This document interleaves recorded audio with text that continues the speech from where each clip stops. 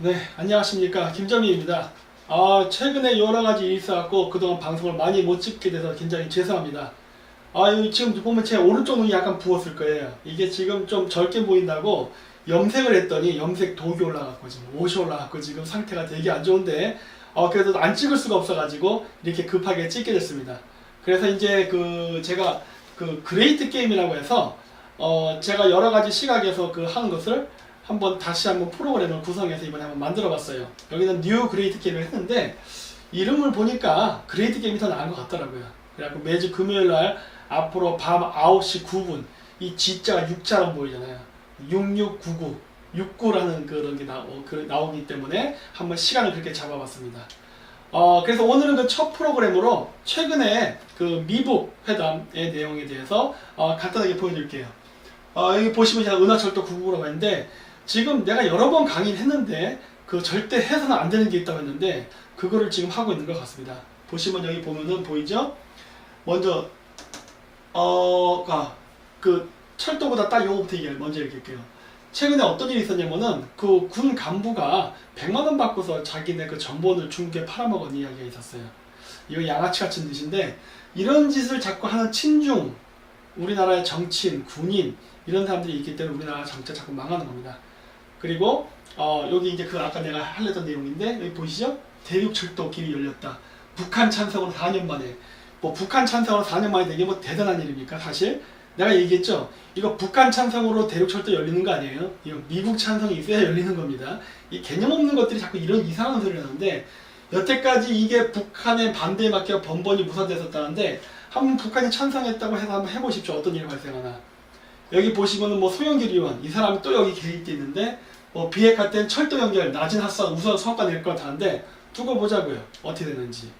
그래서 동서 경협 벨트 이런 거 건설하겠다고 하는데 이것도 누구 마음대로 돼요? 안 돼요. 미국에서 지금 뭐라고 했죠? 완벽한 비핵화라고 했죠? 미국이 신뢰할 수 있는 완벽한 비핵화가 되지 않는다면은 이거는 이룰 수 없다라고 분명히 얘기를 했는데 벌써 개발한다는 이상한 소리가 나오기 시작해요. 이거 이렇게 되면 나중에 사고 난다고요. 네? 그래서 여기 H자로 러시아, 중국, 그 다음에 이제 휴전선 주변에 대규모 무슨 평화공원 이런 평화 이런 말 같지 않은 소리 하면서 자꾸 하려고 하는데 안 됩니다. 그리고 이게 모양 자체가 보면 딱 H자죠? 이렇게 되면 이거 헬게이트예요. 지옥의 문이 열리는 거예요. 이런 거 절대 하면 안 됩니다. 제가 늘 강조하잖아요. 항상 사례를 보라. 이게 뭐예요? 여기 자 노란색으로 거는 게 뭐냐면 제가 중앙아시아에 있을 때 파이프라인 경쟁이 있었어요. 2001년도부터 2006년도 사이에. 그때 당시에 파이프라인 경쟁을 할 때 카자흐스탄에서 러시아, 미국, 중국이 서로 자국에게 유리한 파이프 철도를 건설하려고 했는데 그때 당시에 전체적으로는 중국이 게임에서 이겼습니다. 그래서 보시면 이렇게 아트라우서부터 해서 알라션커우 중국이거든요. 여기까지 연결해서 카자흐스탄 횡단 파이프라인을 건설해요. 이게 2006년도에 완공이 됩니다. 근데 사실 중국이 이때 이 파이프라인을 건설한 것은 이들의 목적이 여기 보시면 아시겠지만은 중앙아시아에서 생산된 모든 석유를 다 합쳐도요 중국이 원하는 양을 채워주지 못해요. 그래서 이것 때문에 이란까지 뚫으려고 했어요. 그게 2006년도예요.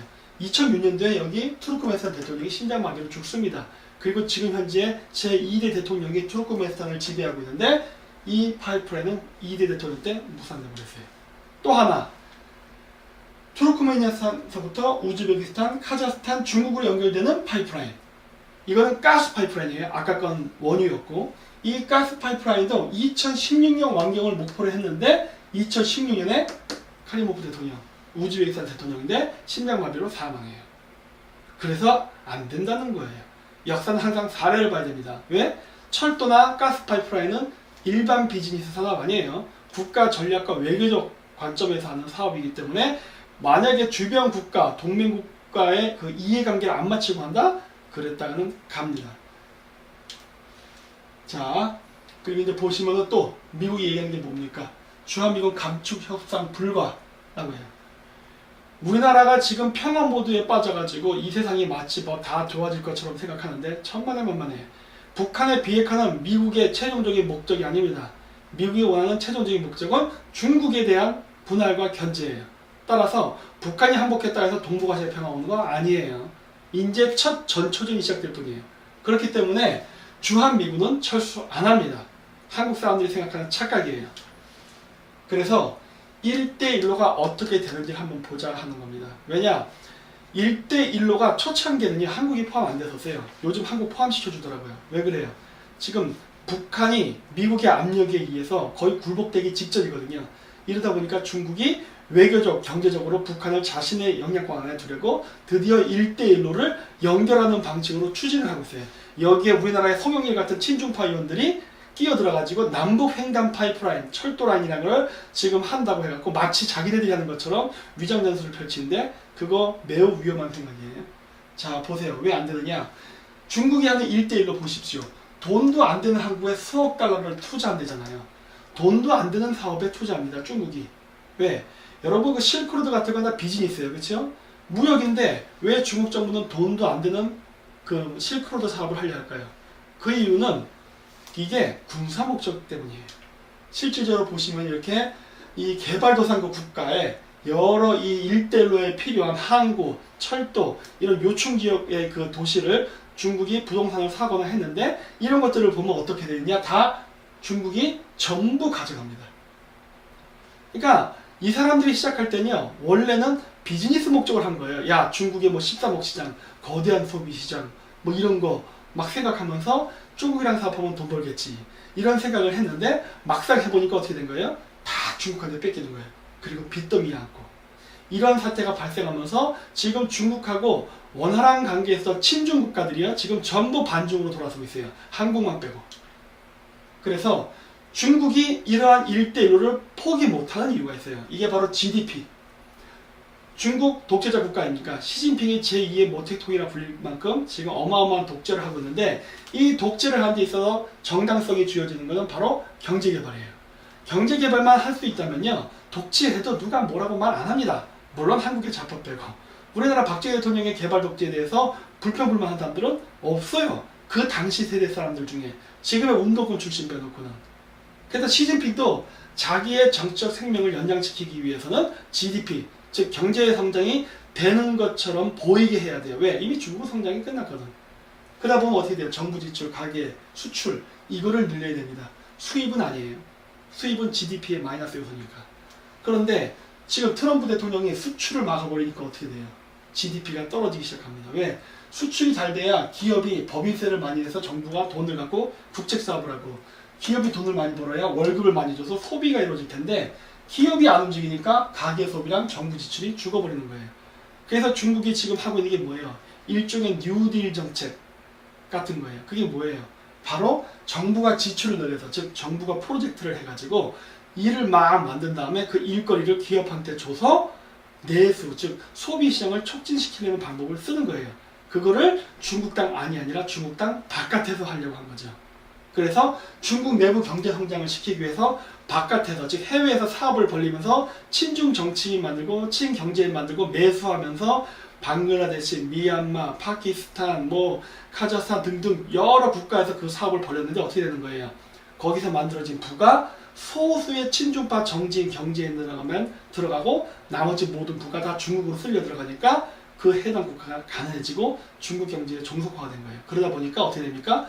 반중 국가가 되는 거예요. 그래서 중국은 이거를 멈출 수 없어요. 중국은 자기가 살기 위해서, 즉 시진핑의 장기 집권을 위해서 GDP를 올리려고 하면 올리려 할수록 중국 주변에는 반중 국가가 생길 수밖에 없는 필연적 구조예요. 한국만 여기서 반대로 가고 있어요. 자, 그래서 보세요. 선진국들도 싫어합니다. 메르켈, 마크롱, 메이. 이거 다 영국, 프랑스, 독일, 유럽연합의 주요 강대국 멤버 아닙니까? 이런 총리나 대통령이 안 하겠다고 하는 거예요. 왜? 중국 쪽으로 하고 하냐 이거지. 사업이란 건 기부의 사이클거든요.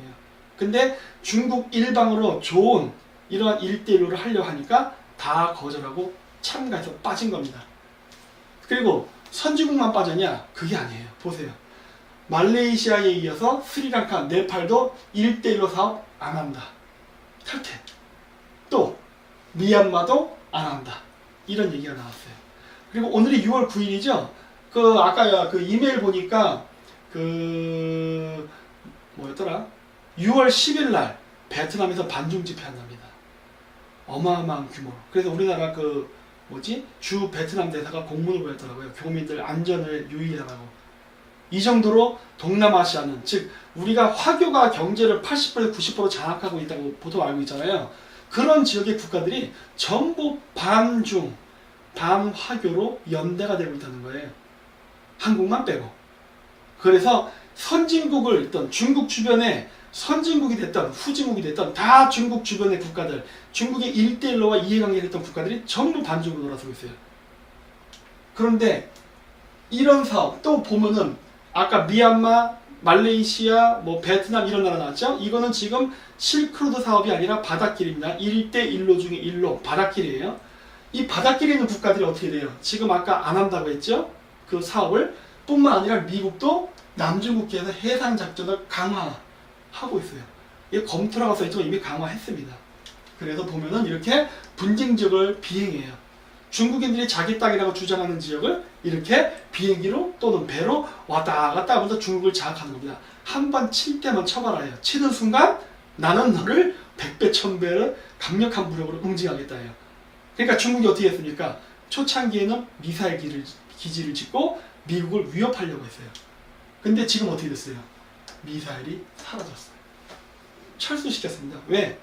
미국 자극시켜봐야 좋을 게 없다. 그래가지고 꼬리를 중국이 팍 내렸어요.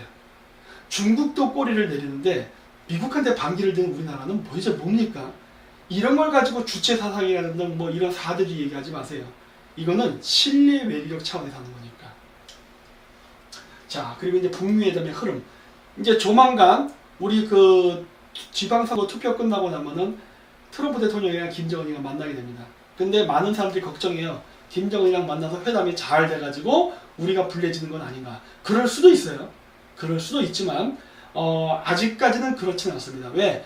미국의 전체적인 정책의 흐름을 우리 한번 검토를 해봐야 됩니다. 보세요. 의회에서 뭐라고 했느냐? 김정은이랑 트럼프 대통령이 만난다고 할 때, 야, 그거는 쇼다 이거예요. 의미 없다. 회의론이 대다수예요. 지금도 마찬가지예요. 그리고 러시아에서 이런 일이 있었어요. 러시아 억만장자 기업이 해외에서 대폭락. 그 나스닥 상장돼 있는 러시아 기업들이요, 아마 20% 30%까지 주가가 확 떨어진 적이 있었어요. 물론 루브라도 평가 잘했는데 이때가 2018년 4월 9일이에요. 근데 왜 그랬을까 하는 거예요. 이유가 있었어요. 그날 북한의 리용호가 러시아의 외무상을 만났습니다. 왜? 비핵화 문제 때문에 러시아한테 도와달라고. 이 문제 때문에 미국이 러시아에 대해서 어마어마한 경제 보복을 한 거예요. 그때 러시아가 막았나요? 못 막았어요. 왜? 러시아에 돈이 없어요. 미국이 러시아의 루브라를 화폐 공격하고 러시아의 대기업들을, 우리가 보기엔 쟁쟁이 보이죠. 막 러시아 사람들 전 세계 이번에 필리핀 한번 동남아시아 가보십시오. 막 돈을 뿌리고 사는 애들인데 그런 애들조차도 꼼짝을 못하고 흐물흐물 당했다고요. 그거를 방어할 수 있는 돈이 없었어요. 그러면서 미국이 러시아한테 강력한 경고를 했죠. 북핵 문제에 뛰어들지 마. 이런 식으로. 근데 러시아는 거기에 대해서 대응을 못했습니다. 그래서 또 어떤 일이 있었느냐. 여기 보시면 북한 최고위층 정보당국자 핵실험 정보밴드 탈북. 지금 트럼프랑 김정은이 만난다 안 만난다를 놓고 막 감론을박할 때예요. 울란바토르에서 만난다, 북경에서 만난다, 블라디보스톡에서 만난다, 여러 얘기가 나올 텐데, 그때 당시에 그러한 이야기가 막 오가는 그 과정에서 바로 미국이 북한의 핵기술자를 빼돌렸죠. 이게 이렇게 되면요, 정상적인 북한이었다면 어떻게 될 것 같습니까? 바로 정상회담 중지입니다. 야, 올 스톱. 미국이 우리랑 협상하는 척하면서 뒷담 맞췄다. 기분 나빠. 없던 걸로 해. 이렇게 얘기해야 정상이에요. 근데 북한이 어떻게 대응을 했느냐? 5월 6일이에요, 이 사건이. 신문에 보도난 게. 5월 9일날 폼페이오 CIA 국장이 방북합니다. 그리고 어떤 일이 발생하느냐? 적국이었지만 이젠 평화를 위해 협력. 이 말만 보고서 북한이랑 미국이 사이 좋았다 생각하면 안 돼요. 안 됩니다. 왜? 미국은 뒤통수 친 거예요. 아까 얘기했듯이. 그리고 나서 어떻게 돼요? 그 다음날 여기 5월 10일 날, 그러니까 5월 9일날 폼페이오가 가고 그 다음날에 5월 10일날 미국이 되면 미국 본토 도착. 이 뉴스가 난 거예요. 뭐야 이거는? 폼페이오 CIA 국장이 북한에 가서 거의 협상도 안 한 거예요. 그냥 일방적으로 3명 데리고 온 겁니다. 그게 뭐예요? 정상회담 직전에 서로 간에 외교적인 우월한 고지를 차지하려고 막 신경전을 쓴다고 우리는 생각하고 있잖아요. 근데 내부를 들여다보면 그게 아닌 것 같은 거예요. 왠지 북한이 끌려가는 것 같다는 느낌이 드는 거예요. 왜냐? 아까도 얘기했죠? 북한의 핵 기술자를 빼돌렸어요. 미국이 마치 평화적으로 대화할 것처럼 막 이야기하면서 트럼프도 뭐 좋은 얘기 많이 했잖아요. 김정은한테 얘 괜찮은 사람인 것 같다. 좋은 애다. 남한만큼 잘 살게 해줄 수 있다. 온갖 미사일을 다 내면서 결국 뒤통수 친 거거든요. 핵 기술자 빼돌렸으니까. 그런데 북한이 거기에 대해서 핵협상 중단이란 말조차도 못하고 나중에 폼페이오 CIA 국장이 가서 이 문제를 해결하겠다 가서 아 북한은 이제 더 이상 우리의 적이 아니다. 평화를 위해서 많은 노력하겠다. 말로는 아름다운 말을 했는데 내부적으로 뭘 했어요? 미국 그 시민들을 데리고 왔다고요. 이건 어떻게 보면 북한이 외교적으로 졌다는 걸 얘기하는 거예요. 연구자도 뺏기고 자기가 포로를 붙잡고 미국을 협상의 조건으로 이용해 먹을 수 있는 어떤 유용한 도구인데 포로까지도 다 내줘버렸으니까 북한이 협상에 진 거죠. 왜 그랬을까요? 먹을 게 없어요. 먹을 게. 미국이 전례 없는 경제 봉쇄를 취했습니다. 북한에 대해서. 북한이 이거 지금 트럼프 대통령이 만약에 이번 협상이 트럼프가 원하는 그림대로 안 나올 경우에 뭐 몇백 가지를 또 봉쇄하겠댔어요. 지금 북한이 죽기 직전이거든요. 숨이 껄떡거리는데 몇백 가지를 더 봉쇄하겠대요. 도대체 얼마나 많길래 이런지 몰라도. 이렇게 되면 북한 체제가 스스로 전복됩니다. 김정은은요 빨리 트럼프랑 만나야 돼요. 그래서 제가 예전에 국회 강의 때도 그랬을 거예요. 트럼프랑 회담이 결렬됐다고 해서 북한이 멈추지 않는다. 북한은 빠른 시일 내에 트럼프를 만나야지 이거 시간 끌면 끌수록 김정은은 생명이 위태로워진다고 제가 얘기했었을 거예요.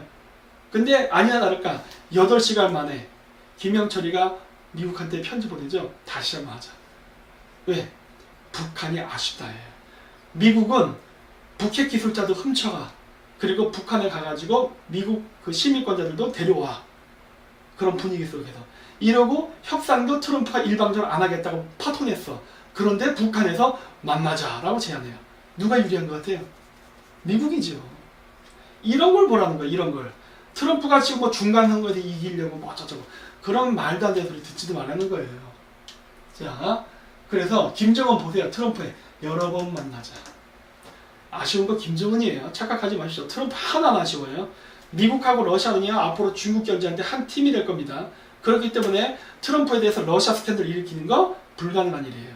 그리고 이미 그거 논의도 안 되고 있습니다. 우리나라 좌파 언론이 자꾸 거짓말하는 거지. 보세요. 또 트럼프 북한이 만나고 싶어요. 3, 4개 날짜 고려 중. 이게 예전 뉴스예요. 2018년 4월 26일. 그때 뉴스예요. 요건 6월 4일이에요. 김정은이가 구애한다니까. 그러면 누구 말이 맞냐를 항상 비교해야 돼요. 그러니까 우리는 뭘 봐야 돼요? 사실에 근거해서 이야기의 전후 사정을 살펴보면 돼요. 근데 이야기의 전후 사정을 살펴보면 누구 말이 맞는 거 같냐? 트럼프 말이 맞는 것 같아요. 왜? 김정은 쪽이 아쉬워. 아까도 얘기했죠? 트럼프가 파토됐을 때 김영철이가 8시간 만에 다시 한번 만나자라고 협상 제안도 했었고 그리고 여러 가지 굴욕적인 외교가 있었잖아요. 그리고 백악관 보시죠. 북한 비핵화 할 때까지 제재 해제 안 한다 라고 얘기했어요. 자꾸 우리나라 언론들이 이상한 말 하는데 백악관 말 들으세요. 백악관 말. 응? 그 한국 기자 말 듣지 말고 백악관 말을 정확히 들으세요. 여기서 써있잖아요. 우리의 정책은 북한이 핵을 포기하지 않는 한, 그러니까 비핵화가 되지 않는 한 경제 봉쇄 풀지 않겠다고 써놨잖아요. 그래서 원문 그대로 제가 옮겨놨어요. 이게 트럼프 대통령의 입장이에요. 이거 외에는 없어. 헷갈리지 말아요. 자, 또 볼까요? 그건 이미 옛날부터 계속 나왔어요. 4월 24일 뉴스에서 나오죠? 북 완전한 비핵화 구체적 조치 없이는 해제 없다. 또 4월 24일 백악관 관리 비핵화 단계마다 보상 안 한다. 얘기 나와요. 이게 미국이 생각하는, 즉 트럼프 대통령이 생각하는 가장 이상적인 생각이에요. 물론 협상형은 이렇게 안 갈 수도 있어요. 하지만 일단 이게 기본적인 입장이라고요. 근데 아까도 얘기했듯이 김정은하고 트럼프가 만나는 이 전체적인 정황을 보면 미국이 유리해. 그렇기 때문에 어쩌면 이러한 트럼프의 의지가 거의 50% 이상 반영될 가능성이 가장 높아요. 그래서 어쩌면 김정은은 자기 목소리를 못 낼 가능성이 높습니다. 즉 완전한 비핵화 이후에 경제 봉쇄가 풀릴 가능성이 현재로서는 높아요. 그래서 트럼프랑 김정은 대통령이 그 싱가포르에서 만나는 거 안 중요해요. 비핵화에 대해서 어떻게 합의를 하냐 그 내용이 중요한 거예요. 그리고 줄리안이 김정은 애걸 발언에 경고 날린 폼페이오 맞을 거예요. 저도 맞다고 봐요. 왜 폼페이오가 경고를 날렸겠어요? 야, 말 조심해 그거예요. 왜? 지금 김정은 일을 잘 구슬려서 달래서 일을 잘 풀어나가고 있는데 이렇게 텔레비에 대놓고 얘기하면 또 김정은 삐질 수도 있잖아요. 그러니까 협상 파토 될 수도 있거든. 그러니까 입 조심히 한 거겠지. 그리고 또 요 사진 이거 보면은 마치 여기 존 볼턴이 무슨 부하처럼 보이고 강경화 외무장관이 무슨 상사처럼 보이는데 이런 게 바로 다 공작이라는 거예요. 여기 청와대 그림 보이죠? 이거 청와대 홈페이지에서 제가 가져온 사진이에요. 이런 식으로 사진 올리면서 프로파간다 조작을 한다고. 마치 미국이 한국한테 끌려가는 것 같은 외교. 아닌 거 다 아시죠? 지금 우리나라 지금 경제 완전 박살났잖아요. 미국이 어떻게 하는지. 트럼프 김정은 백악관 초청할 수도 회담 잘 안되면 걸어나가겠다.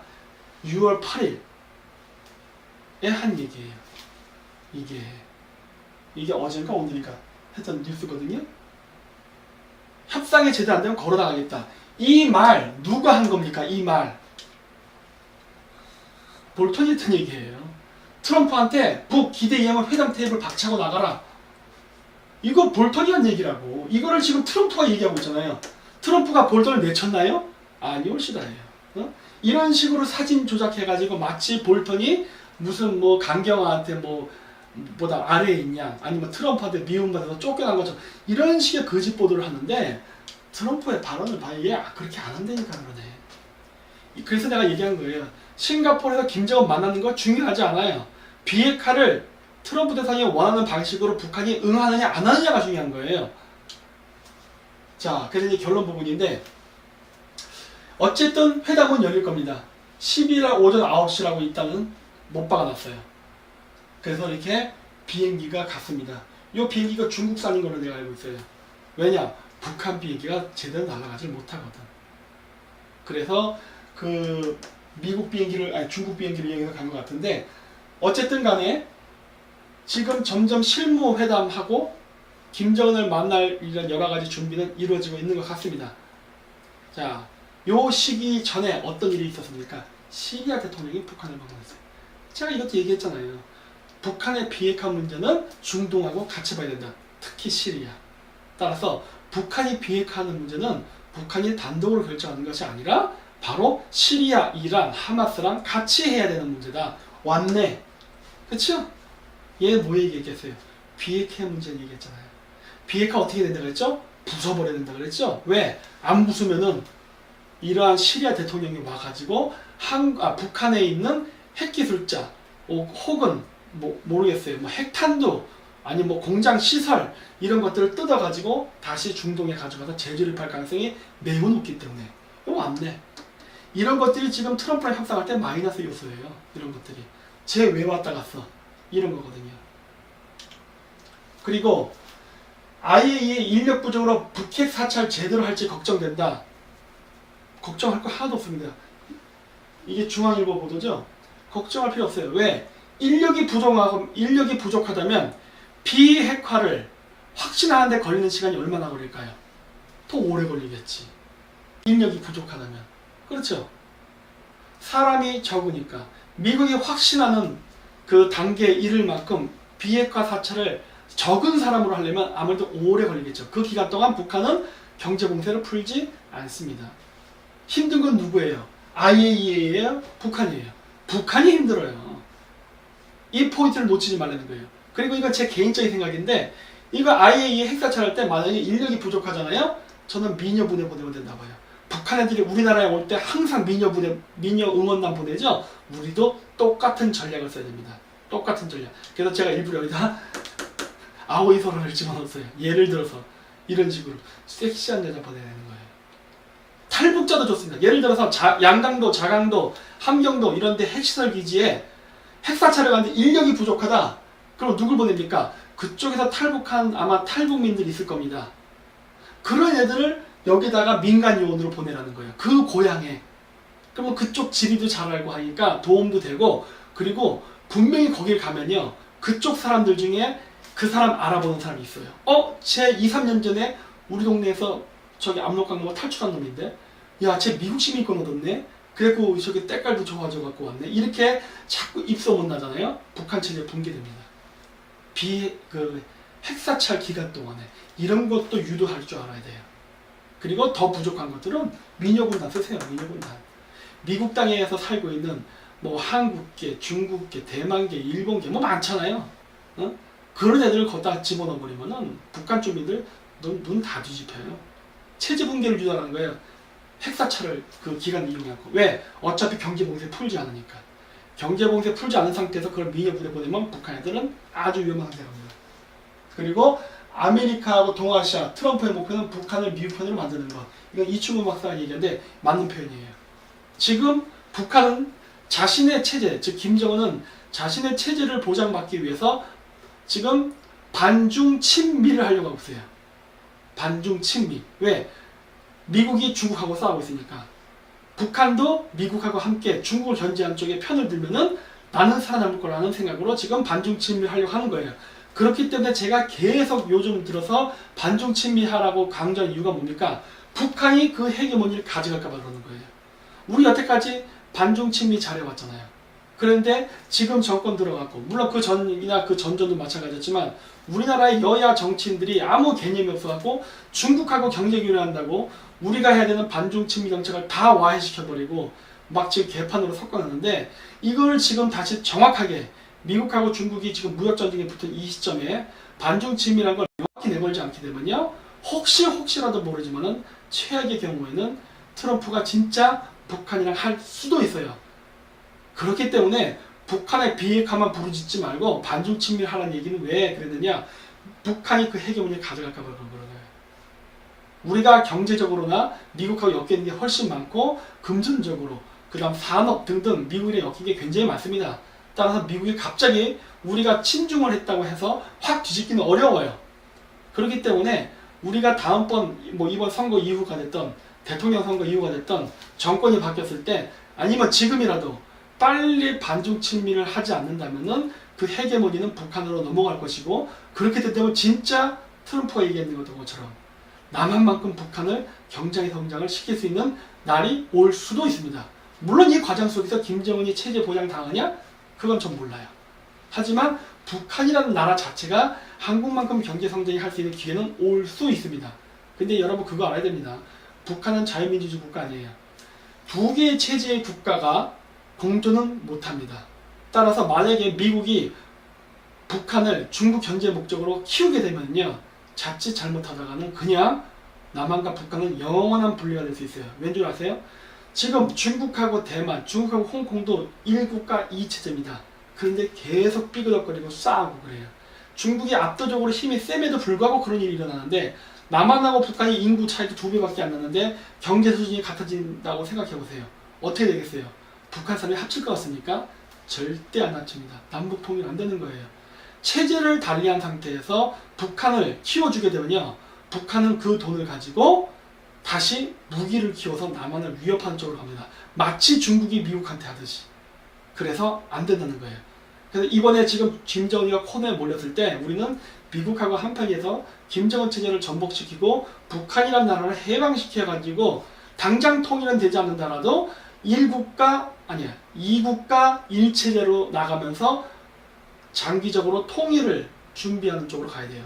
즉 북한이나 우리나라 좌파들이 얘기하는 그 고려연방제 방식이 아니에요. 그거는 1국가 2체제잖아요. 제가 얘기하는 건 2국가 1체제예요. 즉 무슨 말이냐? 두 개의 자유민주주의 국가가 남한과 북한에 있으면서 과도적으로, 그러니까 국가도 두 개예요. 단 체제는 뭐예요? 자유민주주의라는 하나의 체제 있으면서 장기적으로 합쳐나가는 쪽으로 가면 돼요. 그런 통일은 가능해요. 하지만 북한 체제를 그대로 유지시키는 상태에서는 절대 안 됩니다. 그래서 이렇게 해서 오늘은 짧게 30분 이렇게 강의를 요약해서 한번 해봤습니다. 그래서 앞으로는요, 이 강의를 길게 하지 않고요, 좀 짧게 하려고 그래요. 왜냐면은 이 길게 하면 저도 피곤하고 듣는 사람들도 집중이 잘 안 되는 것 같더라고요. 그래서 앞으로는 한 개의 주제를 좀 짧게 잡아가지고 이렇게 압축적으로 하도록 하겠습니다. 하다 보니까 아마 다른 강의할 때도 예전에 썼던 PPT가 중복돼서 나는 경우가 있을 거예요. 이거는 그 이야기의 논리를 전개하기 위해서 필요한 거니까 그런 부분은 양해해 주십시오. 그래서 뭐 앞으로 제가 좀 외국에를 좀 갔다 올 건데 외국에 나간다 하더라도요 제가 동영상을 찍어서 계속 올리는 거는 제가 계속 끊기지 않게끔 노력해서 하도록 하겠습니다. 그럼 오늘은 저 김정민의 그레이트 게임 첫 강연을 마치도록 하겠습니다. 감사합니다.